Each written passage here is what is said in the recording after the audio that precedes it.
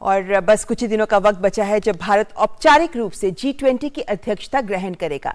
इसलिए अंडमान और निकोबार द्वीप समूह के स्वराज द्वीप में चल रही G20 देशों के मिशन प्रमुखों और राजनयिकों की बैठक महत्वपूर्ण हो जाती है, जहां भारत अपनी अध्यक्षता में G20 का क्या हो फोकस, इस पर सहमति तैयार करने का प्रयास कर रहा है, ताकि भारत की अध्यक्षता में G20 आपसी समन्वय और समावेशी प्रयासों के वैश्विक कल्याण के लिए काम कर सके। भारत द्वारा 1 दिसंबर को औपचारिक रूप से G20 की अध्यक्षता संभालने से कुछ दिन पहले शनिवार को अंडमान और निकोबार द्वीप समूह का स्वराज द्वीप G20 देशों के मिशन प्रमुखों और राजनयिकों की बैठक का गवाह बना। बैठक का आयोजन भारत के G20 में मुख्य फोकस को उजागर करने के लिए किया गया। भारत चाहता है कि उसकी अध्यक्षता समावेशी और कार्य उन्मुख हो। We highlighted India's priorities of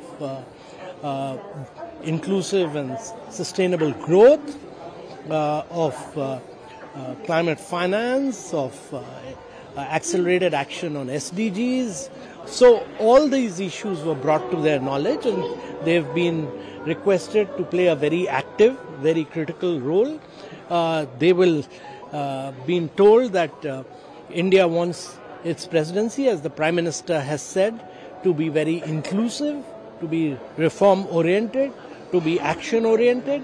We will be very decisive, and we want all the countries to partner us in this process. G20 की अध्यक्षता से पूर्व इस बैठक में भारत के शेरपा अमिताभ कांत ने भारत की वृद्धि, विकास की कहानी और किस तरह से भारत अपनी अध्यक्षता को महत्वाकांक्षी, कार्य उन्मुख और निर्णायक बनाने की योजना बना रहा है, इसकी रूपरेखा पेश की।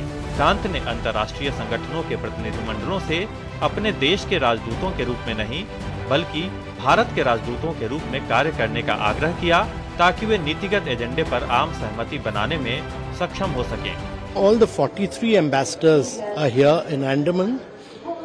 We had made a presentation to them on all the working groups, on what India's priorities are, and we've requested them that they must act not as the ambassador of their country, but they should also act as our ambassadors to ensure that their ministers, their Sherpas, their participation is full.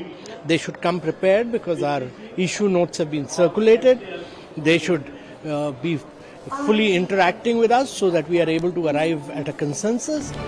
G20 में भारत के मुख्य समन्वयक हर्षवर्धन श्रृंगला ने बैठक में कहा कि भारत ने सदस्य देशों के बीच समन्वय का आह्वान किया, ताकि उसकी अध्यक्षता को सफल बनाया जा सके।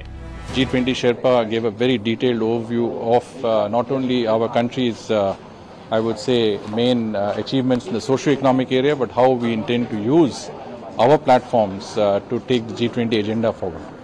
And of course, on my side, I also presented organizationally what are the preparations for our G20 presidency, how we propose to approach many of the important issues, and how we want the support and cooperation of G20 countries and the embassies which are in India in making sure that our presidency is a successful one.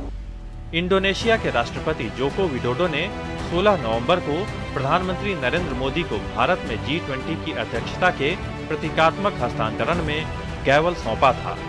ये conference इसलिए भी अहम थी क्योंकि ये 26 नवंबर को हो रही थी। भारत ने 26/11 के मुंबई आतंकवादी हमलों का हवाला दिया और एक गुहार लगाई G20 मुल्कों को कि आतंकवाद के खिलाफ सबको एक संयुक्त मोर्चा खोलना होगा। कैमरामैन वाईके लोकनाथ के साथ अमृतपाल सिंह, स्वराज द्वीप, Andaman Nicobar islands, DD news. और फिलहाल यहां रुकेंगे एक ब्रेक के लिए। आप देखते रहें न्यूज़ नाइट।